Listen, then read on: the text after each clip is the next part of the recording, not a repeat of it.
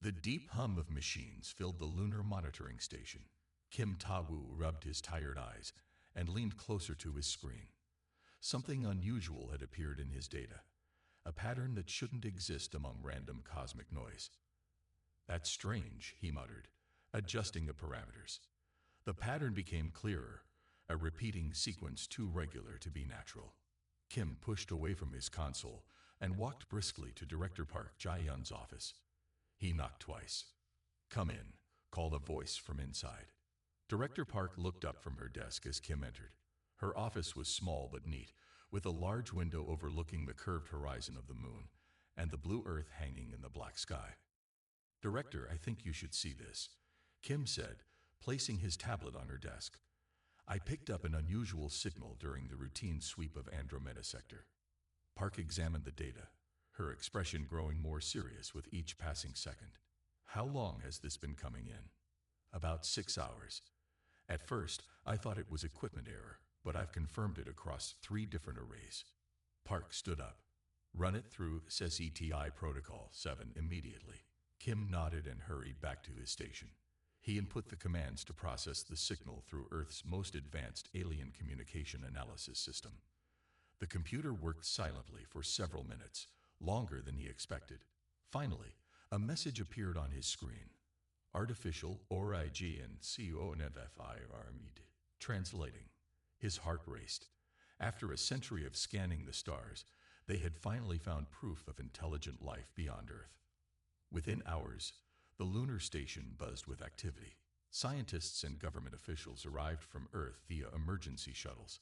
The United Systems government had called an emergency session, with many members joining virtually from Earth. In the station's main conference room, tension filled the air.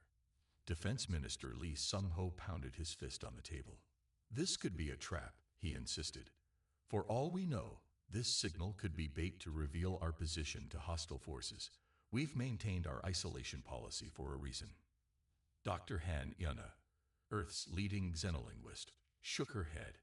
"Minister, with respect, the message is not hostile. I've completed the full translation." She projected the decoded message for everyone to see. "It's a distress call," she explained. "A civilization in Andromeda faces extinction from some kind of threat they cannot defeat. And here's the most interesting part. They specifically asked for help from the Dithworlders of Sol 3. A murmur ran through the room. "They know about us?" asked someone. "Apparently," Dr. Han replied. "They refer to Earth as a death world. It suggests they classify planets by habitability, and Earth must rank as particularly dangerous." Science Minister Moon Bo-ra leaned forward. "What exactly do they want from us?" "They're asking for our help because of our unique evolutionary background," Dr. Han said. "The message suggests that conditions on Earth have made humans especially resilient in ways their civilization is not." President Choi Min-ho, who had been listening quietly, finally spoke. "How do we know this is real? Could this be some kind of hoax?" "The signal originates from 2.5 million light-years away," Kim explained. "No human technology could fake that, and the message contains scientific knowledge beyond our current understanding." The room fell silent as everyone considered the implications. Humanity had always wondered if they were alone in the universe. Now they had an answer, but it came with a heavy responsibility. "If we respond," said Foreign Relations Director Jang Hyo-rin, "we commit to whatever follows. This would end our isolation policy permanently." Defense Minister Lee wasn't convinced. "We know nothing about these beings or the threat they face. Why should we risk ourselves for strangers?" "Because they asked," President Choi said simply. He stood up and looked around the room. "Throughout human history, we've answered calls for help. It's what defines us. But an interstellar, no, an intergalactic rescue mission?" Finance Minister Yoon asked. "We don't have the resources." "Actually, we do," said Fleet Admiral Shin. All eyes turned to him. "The Prometheus is ready, our first ship with experimental folded space drive technology. It could make the journey." "The Prometheus was meant for exploration within our galaxy," Minister Lee objected. "And what better way to test it than answering the first alien contact in human history?" Admiral Shin replied. President Choi walked to the window and gazed at Earth hanging in the distance. They crossed galaxies to ask for our help. They know us somehow, know enough to seek us out specifically. I believe we should answer. The room remained divided, with heated arguments continuing for hours. Scientists wanted to learn more. Military officials worried about security, and politicians debated the political fallout. As dawn broke over the lunar landscape, President Choi called for a vote. The decision was made by a narrow margin. Humanity would respond. Prepare the Prometheus for launch, the president ordered.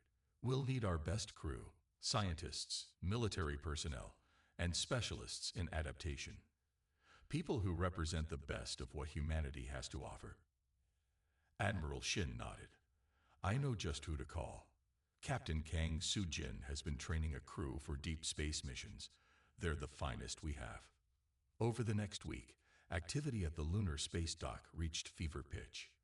The Prometheus, humanity's most advanced vessel, underwent final preparations.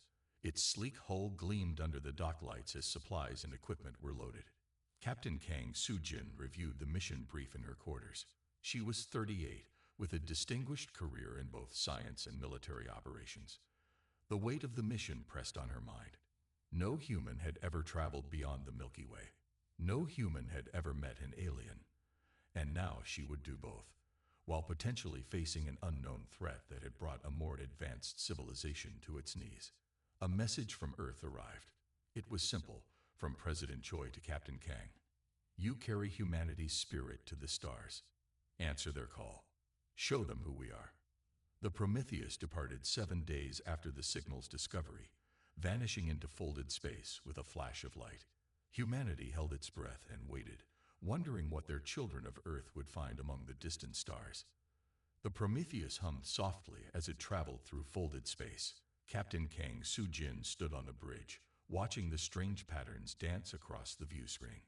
The ship's engines worked flawlessly, compressing the vast distance between galaxies into a journey of weeks rather than millions of years. Status report, she requested, settling into her command chair. Commander Yoon Jae-hook checked his displays.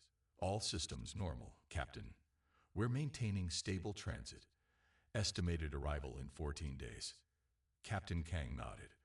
The Prometheus carried Earth's best, 50 specialists chosen for their expertise and adaptability. Scientists who could understand alien technology. Soldiers who could fight if necessary. Diplomats who could speak for humanity. All of them born on what alien civilizations apparently called a death world. Later that evening, Soo-jin sat alone in her quarters reviewing mission data. A knock at her door interrupted her thoughts. Enter, she called. Commander Yoon stepped in. Thought you might want some tea, he said, offering a steaming cup. She accepted it with a small smile. Thank you. Trouble sleeping? He asked. Just wondering why us, she admitted. Why would an advanced civilization reach across galaxies for humans specifically? Yoon settled into a chair across from her. Perhaps our reputation precedes us. What reputation? We've barely left our own solar system. Yet somehow, they know us as Deathworlders. That suggests they've been watching. The thought wasn't comforting. Soo-jin sipped her tea. We should prepare for anything. The days passed as the crew settled into their routines. In the ship's main lab, Science Officer Oh Mei-jin worked with her team to analyze the alien messages. Communications Officer Ba Da-hee had discovered additional transmissions hidden within the original signal. Captain, you need to see this. Da-hee called as Soo-jin entered the lab for a scheduled briefing. The large screen showed strange symbols that shifted into Korean text as the computer translated. We've accessed what seems to be a database, Mei-jin explained. It contains information about something called the Galactic Concord, an alliance of civilizations spanning the Andromeda Galaxy. Soo-jin read the screen carefully. And they know about Earth. Yes, but they've been deliberately avoiding us, Da-hee said. According to this, Earth is classified as a Class 12 death world. What does that mean? Mei-jin adjusted her glasses. It means our planet is considered extremely dangerous. High gravity, unpredictable weather, tectonic activity, diverse biosphere with many predators, extreme temperature variations, things we consider normal. Sujin said thoughtfully. To them, we evolved in what would be considered a hellscape, Mijin continued. And as a result, we're viewed as potentially dangerous, stronger, faster, more durable than most galactic species. Tactical Officer Ryo Do-hyun, who had been listening silently, spoke up. So they see us as threats. Until now, Dahi replied. Now they need those traits. The message makes it clear. They're calling us because they believe our evolutionary background makes us uniquely suited to face whatever threatens them. During the 10th day of transit, the crew gathered in the mess hall. Engineer Baek Junho had prepared a small celebration for crossing the halfway point of their journey. A toast, called Junho, raising his cup, to the first humans to leave our galaxy. Everyone cheered, but the celebration was interrupted by an alarm. The ship shuddered violently. All hands to stations, Captain Kang ordered over the intercom. Transit disruption detected. On the bridge, the view screen showed swirling chaos outside the ship. The normally orderly patterns of folded space had become turbulent. What's happening? Su Jin demanded. Navigator Park Dong Jin's fingers flew across his console. Something's affecting our fold field. It's like we're passing through a storm in folded space. That's not possible, Commander Yoon argued. Folded space doesn't have weather. Tell that to whatever's out there, Dong Jin replied, fighting to maintain their course. The ship rocked again.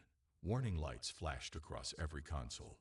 Fold drive stability at 60%, reported engineering specialist Baek through the comm system. If it drops below 40, we'll be forced back to normal space. Captain Kang gripped her armrests. Can we navigate around it? I'm trying, Park answered, but it's like the disruption is following us. For 6 hours, the Prometheus battled through this strange phenomenon. The crew worked tirelessly to maintain their course. Finally, the disruption began to fade. We're clear, Park announced, exhaustion evident in his voice. Damage report, Su Jin requested. Minor systems damage only. Commander Yoon reported. Fold drive is stable again. Was that natural? Captain Kang asked, looking at Science Officer O. Mei Jin shook her head. I don't think so. The pattern was too regular. It felt deliberate. The implication hung heavily in the air. They might not be alone in folded space. In the days that followed, the crew analyzed the disruption data. They found no conclusive answers, but tension remained high. Captain Kang ordered increased sensor sweeps and put the security team on alert rotations. On the final day of transit, Captain Kang called her senior officers to the bridge. They would soon arrive at their destination, and she wanted everyone prepared. We don't know exactly what we'll find, she told them. The distress signal is months old by the time it reached Earth. The situation may have changed. What are your orders upon arrival, Captain? Asked Commander Yoon. We'll emerge at the edge of the system, assess the situation before revealing ourselves fully, she decided. Priority 1 is information gathering. And if we encounter hostile forces? Tactical Officer Ryo asked. We defend ourselves and any survivors from the civilization that contacted us. We didn't come all this way to watch from a distance. The final countdown began. The crew took their positions, each feeling the weight of history on their shoulders. They were about to become the first humans to reach another galaxy, the first to make contact with alien life. Transition to normal space in 5, 4, 3, 2, 1, Navigator Park announced. The swirling patterns on the view screen vanished, replaced by the stark blackness of space, dotted with distant stars. Directly ahead, a solar system came into view, and with it, chaos. Dozens of ships, clearly damaged, flood from what appeared to be a battle. Strange, shifting vessels pursued them, firing weapons that distorted space itself. Debris from destroyed craft scattered across the system. Life signs, Captain Kang asked sharply. Multiple species detected on the fleeing vessels, Officer O reported. The pursuing craft show unusual readings, not clearly biological or mechanical. A transmission suddenly broke through on all frequencies, a desperate plea in the same language as the original message. They're calling for help. Communications Officer Bai translated. They're saying, the void comes. Please help us. Captain Kang stood, her decision made. Battle stations. We're going in. The Prometheus moved forward, humanity's first step into a galaxy-spanning conflict that would change the course of their species forever. Battle stations, Captain Kang ordered calmly. Tactical. Target the hostile vessels only. Communications. Attempt to contact the refugee ships. The Prometheus accelerated toward the conflict, its engines glowing brightly against the darkness of space. The crew moved with practiced efficiency, each person focused on their tasks. Weapons ready, Tactical Officer Ryo Do-hyun reported, his fingers hovering over his console. Shield status. Commander Yoon asked. Full strength, answered Engineer Bake. The Prometheus approached the battle zone swiftly. Now they could see the refugee ships clearly, vessels of various designs, all bearing damage. The pursuing craft were unlike anything humans had ever seen, shifting, flowing shapes that seemed to change form as they moved. Those can't be ordinary ships, Science Officer Oh Maijin murmured, studying her readings. Captain Kang stood tall. Intercept course. Position us between the attackers and that cluster of refugee ships. The helmsman complied, and the Prometheus slid gracefully between the fleeing refugees and their pursuers. The enemy vessels paused, as if confused by the newcomer. They're scanning us, Officer O reported. Let them look, Captain Kang replied. Communication attempts. Officer Ba shook her head. No response from either side yet. One of the shifting vessels moved closer, its form rippling like liquid metal. Suddenly, it fired. A beam of energy that distorted the space it passed through. Evasive action. Commander Yoon shouted. The helmsman reacted instantly, pulling the ship into a tight turn that would have crushed the crew if not for the inertial dampeners. The beam missed by meters. Return fire, Captain Kang ordered. Targeted disabling shots only. Tactical Officer Ryo fired the Prometheus's pulse cannons.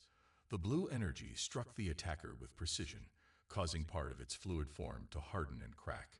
Direct hit, Ryo reported with surprise. Their defenses seemed weaker than expected. Two more enemy vessels approached, firing similar weapons. This time, the Prometheus couldn't evade completely. The ship shuddered as one beam grazed its shields. Shields holding at 87%, Engineer Boyd called. Captain Kang narrowed her eyes. All weapons, fire at will. Target their weapons systems if you can identify them. The Prometheus unleashed its arsenal. Pulse cannons and missile batteries fired in coordinated sequences. The attacking vessels tried to evade, but Officer Ryo's targeting was relentless. One by one, the strange ships broke off their attack, some drifting lifelessly, others retreating to a safe distance. They're pulling back, Commander Yoon said with disbelief. All of them. The bridge crew watched as the remaining enemy vessels regrouped and then accelerated away from the battlefield, abandoning their pursuit entirely. That was surprisingly effective, Officer Ryu said, checking his weapons status. Captain, we're receiving a transmission, Officer Bai announced suddenly, from the largest refugee ship. Put it through, Captain Kang ordered. The main view screen flickered, then showed a being unlike anything they had seen before. It appeared crystalline, with translucent features that caught and reflected light. Its voice came through the translator with a musical quality. You came, it said simply. The Deathworlders actually came. Captain Kang stepped forward. I am Captain Kang Soo-jin of the United Earth ship Prometheus. We received your distress call. The crystalline being's features shifted in what might have been surprise. You traveled between galaxies to answer our call. We had hoped, but did not truly believe. We are here to help, Captain Kang replied. Those vessels were attacking you. The Void Collective, the being said, a shiver passing through its crystalline form. They have consumed half our galaxy already. Your timing is fortunate. This is the last evacuation fleet from the central systems. We request permission to dock with your vessel for direct communication, Captain Kang said. Granted, the being responded. I am Observer, last keeper of the Archivist High Council. We welcome Earth's children to what remains of our civilization. 2 hours later, Captain Kang led a small delegation aboard the alien flagship. The docking tube connected the ships, and the humans stepped through into an environment that immediately felt strange.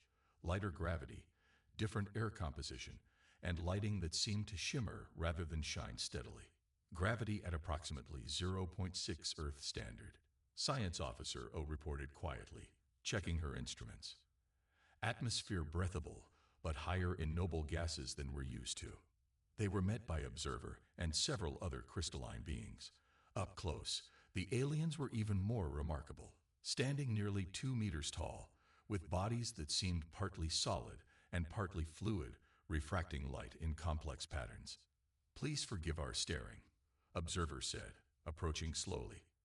You move so quickly, breathe such corrosive atmosphere, and your internal temperature would cook most sentient life in this galaxy. Captain Kang bowed slightly. No offense taken. This is equally new for us. Observer led them through corridors lined with what appeared to be living crystal. The ship itself seemed partly grown rather than built. They arrived at a chamber with a large circular table. Your ship fought off the collective with surprising ease, Observer remarked as they seated themselves. We have lost hundreds of vessels trying to do the same. They seemed unprepared for our weapons. Tactical Officer Ryu replied. Or unprepared for your speed, Observer suggested. Your ship moved and responded faster than any in our fleet. And your weapons. Observer's form shimmered with what might have been admiration. You targeted precisely, adapted quickly. Science Officer O was conducting discreet scans of their hosts. Your physiology is fascinating, she said. May I ask about your homeworld? It was called Crystal Prime by your translation, Observer replied. 1/3 your planet's gravity, no tectonic activity, minimal atmospheric variance, constant temperature. Most worlds that develop intelligent life are similar. And you classify Earth as a death world? Commander Yoon asked. Class 12, Observer confirmed. The highest classification on our scale. Your planet actively tries to kill its inhabitants through weather, geology, biological threats, radiation. We have monitored your world for centuries, amazed that intelligent life could evolve in such conditions. Captain Kang leaned forward. Why did you call us specifically? Your message mentioned our evolutionary background. Observer's crystalline form darkened slightly. Because the Void Collective consumes civilizations, Captain. They absorbed knowledge, technology, even consciousness. But they evolved in conditions similar to most intelligent life. Stable, predictable environments. Nothing in our galaxy prepared any species for them. Except us, Captain Kang said, understanding dawning. Except you, Observer agreed. Deathworlders. Beings evolved to survive constant threats, to adapt rapidly, to endure conditions that would shatter us. We called you because our weapons fail, our strategies fail, our very bodies fail against the collective. You are our last hope, the species that survived a world that should have killed you. Observer's next words sent a chill through the human delegation. We have been watching Earth for generations. We know your history, your wars, your resilience. You were our final option, the most dangerous species we have ever discovered. And now you must save what remains of our galaxy. The grand meeting chamber aboard the Archivist command ship sparkled with light reflected from the crystalline architecture. Representatives from 17 different species gathered around a massive circular table. Captain Kang and her senior officers sat together, acutely aware they were the only humans in the room, perhaps in the entire galaxy. We begin the Council of Resistance, announced Observer, standing at the head of the table. Today we welcome the Deathworlders of Earth, who have answered our distress call. The alien delegates studied the humans with mixtures of curiosity, hope, and visible unease. Captain Kang recognized that their very presence made some aliens uncomfortable. Perhaps our new allies could demonstrate why they were summoned, suggested a delegate with flowing tentacles and luminous skin. Observer nodded, a practical suggestion. Captain Kang, would your team be willing to show your physical capabilities? Commander Yoon glanced at Captain Kang, who gave a slight nod of approval. We would be happy to, the commander replied. What followed was a series of demonstrations that left the alien assembly in stunned silence.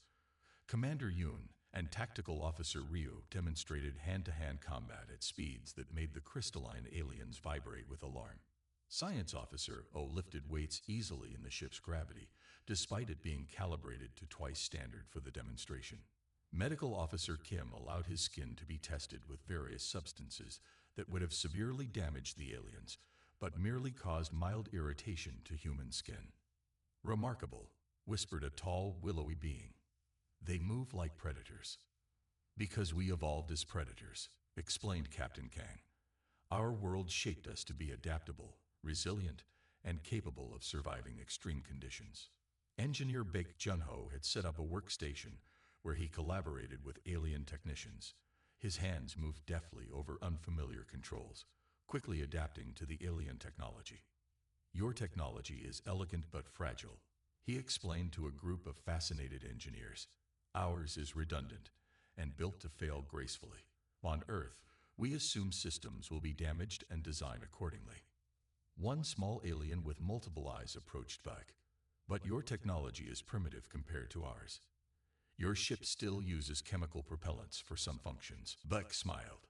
Sometimes the simple solution is the most reliable. When a crystal circuit fails, it fails completely. When our systems fail, we can often repair them with basic materials. Meanwhile, in another section of the ship, Diplomatic Officer Nam Hee-won met with the Alliance's strategic planners. Maps of the galaxy floated in holographic displays, showing vast areas consumed by the Void Collective. You've been fighting defensively, Nam observed. Always retreating, always reacting. A serpentine alien hissed softly. We have lost every offensive engagement. The Collective adapts too quickly to our tactics. Nam studied the map. On Earth, we have fought wars for millennia. Strategy is in our blood. Show me the Collective's movement patterns. The display shifted, showing the progression of the Collective's advance across the galaxy. There, Nam pointed. They're not random. They target knowledge centers first, then manufacturing hubs, then population centers. It's a deliberate pattern to maximize absorption of information and resources. The alien commanders looked at each other in surprise. This pattern had escaped their notice. If we know their priorities, we can predict their movements, Nam continued, and set traps accordingly. Throughout the ship, the humans of the Prometheus integrated with the Alien Alliance, each finding ways to contribute. The aliens were technologically superior in many ways, but the humans brought fresh perspectives, physical capabilities, and most importantly, a mindset forged in a world that had never been gentle or forgiving. In the main science laboratory, research scientist Song Ji-soo worked with archivist researchers, studying samples taken from destroyed collective units. Her table was covered with analysis equipment and specimen containers. This is fascinating, she said, looking up from her microscope. The collective isn't fully biological or mechanical. It's something in between. We believe they began as an artificial intelligence that merged with their creators, explained an archivist scientist. Now they consume knowledge and consciousness from every world they conquer, adding it to their collective mind. Jisoo frowned, thinking deeply. Have you tried to communicate with them? Many times. They respond only with demands for surrender and assimilation. Jisoo continued examining the samples, particularly interested in the neural components. For hours she worked, testing various stimuli on the dormant collective fragments. Suddenly, she straightened up. Captain Kang needs to see this immediately. Minutes later, the captain and senior officers gathered in the lab as Jisoo explained her discovery. The collective can process and absorb most knowledge, but there's something they struggle with, she said, pointing to her readings. When I exposed the samples to recordings of human brain activity, they showed signs of disruption. What does that mean? Captain Kang asked. They can't process human emotional responses. Jisoo explained excitedly. Our brains developed under constant survival pressure, creating neural patterns the collective finds chaotic and unpredictable. When I introduced complex human emotional states, fear mixed with determination, hope mixed with anger, the samples actually began breaking down at a molecular level. Captain Kang leaned closer to the display. You're saying our minds are toxic to them. Not just toxic, potentially devastating, Jisoo confirmed. Our neural patterns could be a weapon against the swarm, but we'd need a way to project those patterns directly into their collective consciousness.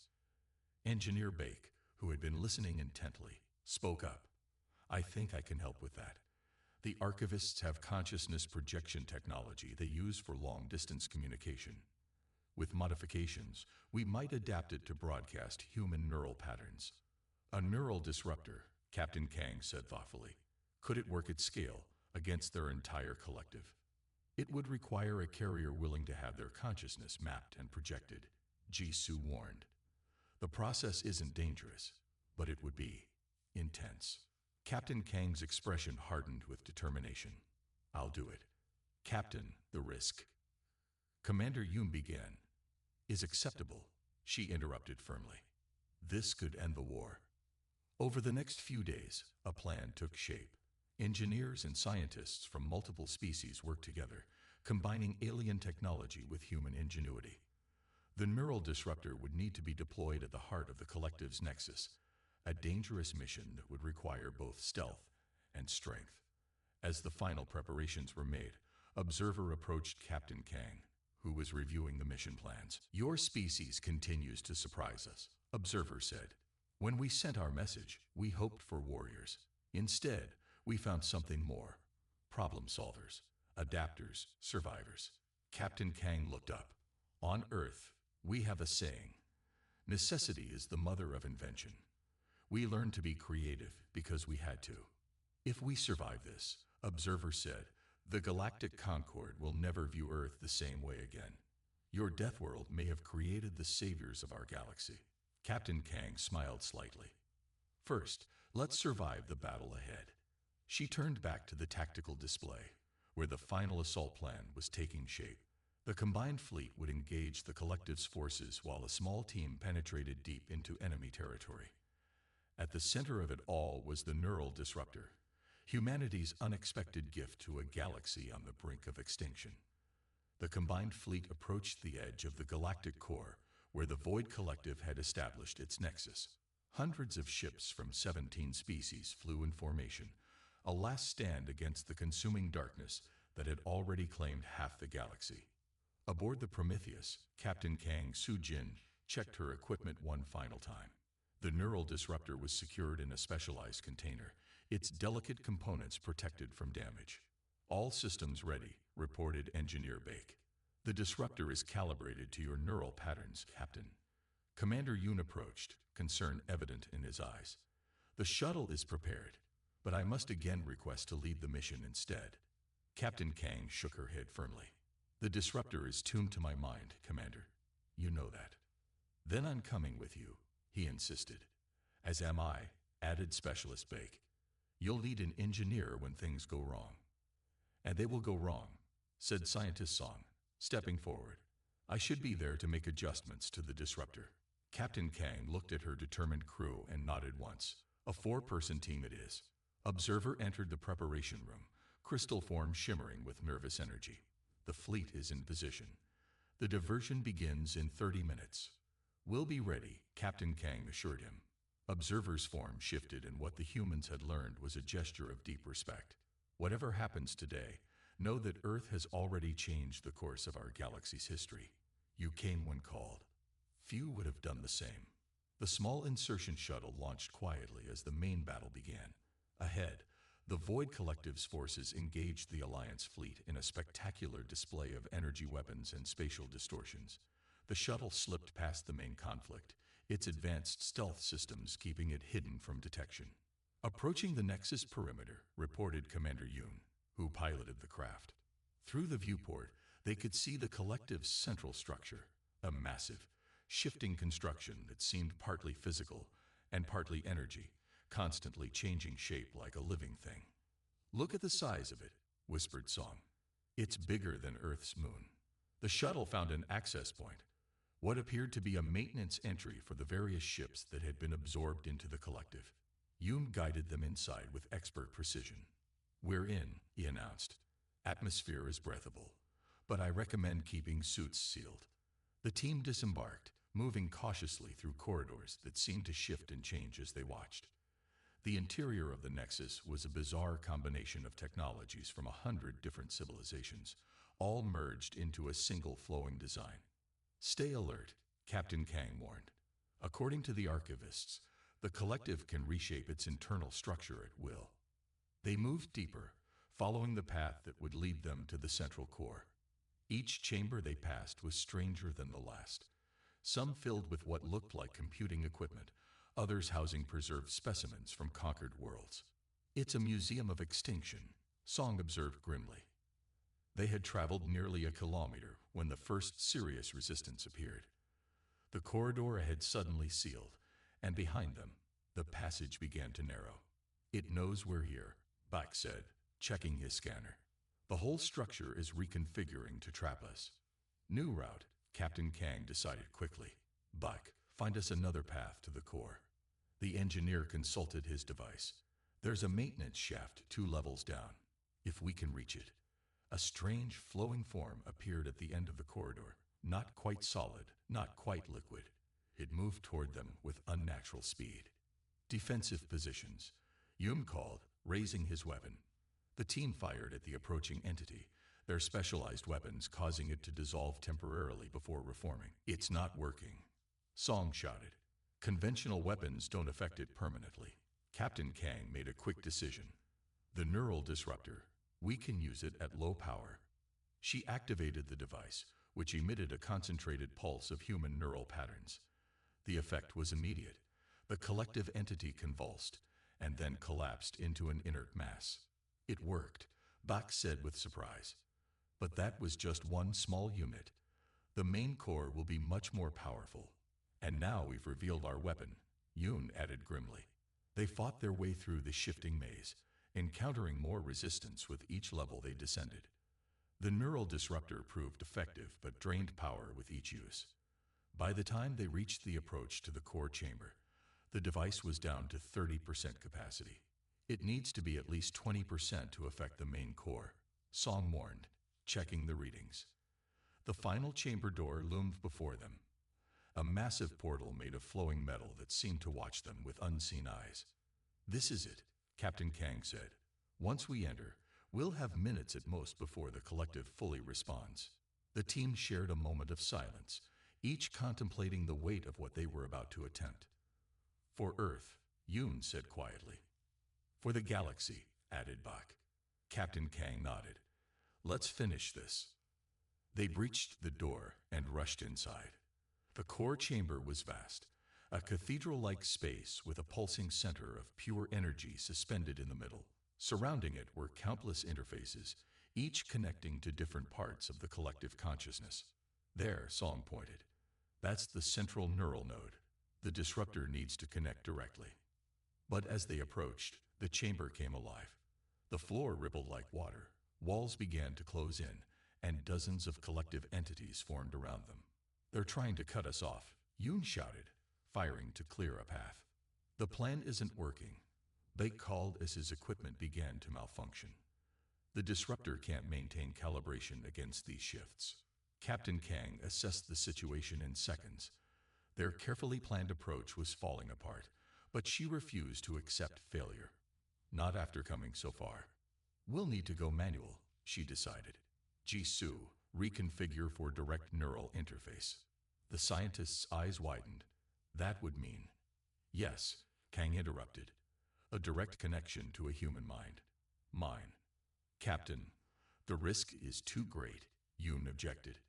The feedback could cause permanent damage. We don't have a choice, she replied firmly. Cover me while Song makes the adjustments. While Yoon and Baek fought to keep the collective entities at bay, Song quickly reconfigured the disruptor. Captain Kang removed her helmet and placed the neural interface directly against her temple.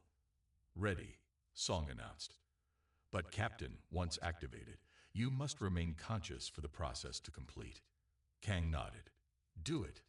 Song activated the device, and Captain Kang gasped as her consciousness expanded beyond her body. She felt her mind flowing into the collective, encountering an alien intelligence vast beyond imagining. The collective tried to absorb and process her thoughts, but instead found itself drowning in the complexity of human emotion and memory. Outside, The team watched as the chamber around them began to destabilize. The flowing forms of the collective froze in place, then began to crack and shatter. "It's working," Bach shouted. Captain Kang remained standing through sheer willpower, her eyes open but seeing something beyond the physical world. Through her, the neural disruptor broadcast the full spectrum of human experience: joy and sorrow, hope and fear, love and anger. Patterns too chaotic and contradictory for the ordered mind of the collective to process. The effect spread outward from the core, a wave of disruption that crashed through the entire collective consciousness. Throughout the Nexus, systems failed as the central intelligence that controlled them collapsed under the assault of human thought. When the interface finally shut down, Captain Kang collapsed into Commander Yoon's arms. "Did it work?" she whispered. "Yes," he assured her, looking at the now silent chamber around them. "They're retreating everywhere. The Alliance fleet reports the collective ships are shutting down across the entire sector." 3 months later, Captain Kang stood beside Observer on a platform overlooking Earth's first interstellar diplomatic center, built specially for the occasion. Ships from dozens of worlds orbited above, no longer fearing the Death Worlders, but seeking their protection and alliance. President Choi addressed the gathered representatives, his voice carrying across the assembly. "We've always wondered if we were alone in the universe. Now we know we're not just neighbors. We're guardians of something precious that spans galaxies, life itself." Observer turned to Captain Kang. "The Concord has formally reclassified Earth, no longer a death world, but a crucible, the planet that forged the saviors of our galaxy." Captain Kang watched as humans and aliens mingled below, sharing knowledge and culture. Earth's isolation was over. Humanity had answered a desperate call and found its place among the stars. "What happens next?" Observer asked. Captain Kang smiled. "We explore together. We learn from each other. And if another threat comes, we face it together." In the evening sky above, the stars seemed brighter somehow, no longer distant and unreachable, but filled with new friends and endless possibilities.